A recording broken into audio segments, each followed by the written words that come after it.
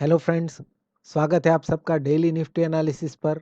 मेरा नाम है चिराग और मैं इस चैनल पर निफ्टी और बैंक निफ्टी के Elliot wave analysis update post करता हूं। तो अगर आप इस चैनल पर नए हैं तो चैनल को सब्सक्राइब कीजिए। आज के एनालिसिस की शुरुआत हम करेंगे निफ्टी के 45 मिनट चार्ट से, जो कि हम पिछले एक डेढ़ महीने से देखते आ रहे हैं कि यहाँ पे जो है 15,431 से एक फर्स्ट एबीसी पूरा हुआ है, फिर ये लिंक वेव एक्स और फिर सेकंड एबीसी, और यहाँ पे 14,264 पे डबल जिगजैग करेक्शन पूरा हम मान रहे थे। लेकिन यहाँ से जो बाउंस था वो कन्विंसिंग नहीं लग रहा था, खास करके यहाँ पे करेक्शन के बाद जो बाउंस था वो कंपैरेटिवली इस बाउंस के हिसाब से थोड़ा सा स्लो चल रहा था। तो हम एक्सपेक्ट कर रहे थे कि ये कन्वर्ट हो सकता है ट्रिपल जिगजैग करेक्शन में, और उसके लिए यहाँ पे ये फाइनल जो फिफ्थ एबीसी है वो शार्पली इसके नीचे आ सकता है, और वही हमें देखने को मिला एक ही ट्रेडिंग सेशन में। अब क्या हो सकता है, अब यहाँ पे 14,249 पे ट्रिपल जिगजैग करेक्शन पूरा हो चुका है अगर, तो यहाँ से जो है हमें शार्प बाउंस देखने को मिल सकता है, और वो बाउंस इस अपर वेज लाइन को ब्रेक करने के बाद और भी ज़्यादा तेज हो सकता है। ब्रेकआउट जैसे ही होता है उसके बाद जो है प्राइस इस वेज लाइन को दोबारा ब्रेक नीचे की तरफ नहीं कर सकता। ये ब्रेकआउट का नेचर होना चाहिए, राइट। और यहाँ से अगर डिक्लाइन होता है तो लोअर वेज लाइन को अब ये ब्रेक नहीं करना चाहिए। अगर ऐसा भी होता है तो हम नहीं मानेंगे कि ये एक ट्रिपल जिगजैग करेक्शन है। तो मेरे ख्याल से अगर यहाँ पे ट्रिपल जिगजैग करेक्शन पूरा हो चुका है तो यहाँ पे जो है होल्ड नहीं होना चाहिए मार्केट। यहाँ से जो है बाउंस कंटिन्यूअसली रहना चाहिए और अपर वेज लाइन को ब्रेक कर देना चाहिए, राइट। अभी के लिए हम क्या करेंगे, यहाँ से जो डिक्लाइन है 14,984 से, उसको हम देखने की कोशिश करते हैं, समझने की कोशिश करते हैं कि वहाँ से किस तरह से पैटर्न फॉर्म हो रही है। अभी के लिए हम यहाँ पे मान रहे हैं कि ये ए और 1 हो सकता है और ये बी और 2 हो सकता है, राइट। और यहाँ से जो है ये एक पूरा इम्पल्सिव वेव हमें लग रहा है। अब यहाँ से अगर हम इस पूरे, यहाँ से जो डिक्लाइन है इस पूरे डिक्लाइन का रिट्रेसमेंट निकाले तो अब तक ये यहाँ पे एग्जैक्टली 38% रिट्रेसमेंट के ऊपर यहाँ पे होल्ड किया है, राइट। तो यहाँ पे थोड़ा सा कंफ्यूजन है, क्योंकि यहाँ पे अगर ये ए बी सी है, last A B C triple zigzag correction का, तो वेव सी जो है बहुत ही ज्यादा प्रोजेक्ट हुआ है, राइट। इसे हम कंसीडर कर सकते हैं रेयर केस में, क्योंकि फिफ्थ एबीसी जो है ट्रिपल जिगजैग करेक्शन का काफ़ी शार्प होता है। तो इस तरह के केस में ऐसा हमें देखने को मिल सकता है। लेकिन एक और बात है कि यहाँ पे जो 38% हम निकाले इसका, राइट, तो उसके ऊपर जो है एक इम्पल्सिव पूरा होना चाहिए, और उसके बाद कंसोलिडेशन या तो फिर छोटे से करेक्शन के बाद बाउंस कंटिन्यू हो सकता है।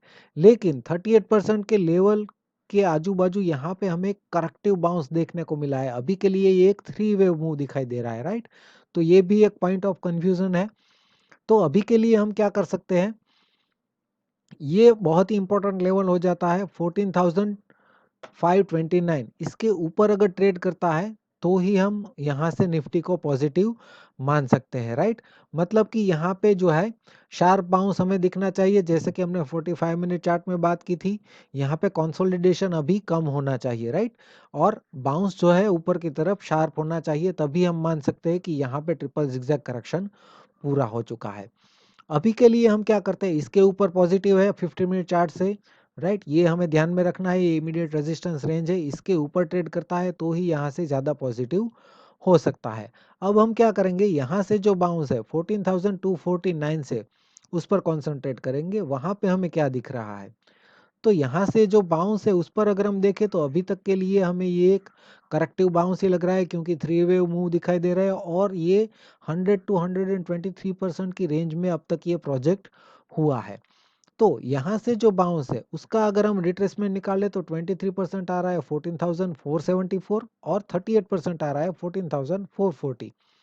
ये इमीडिएट सपोर्ट रेंज है।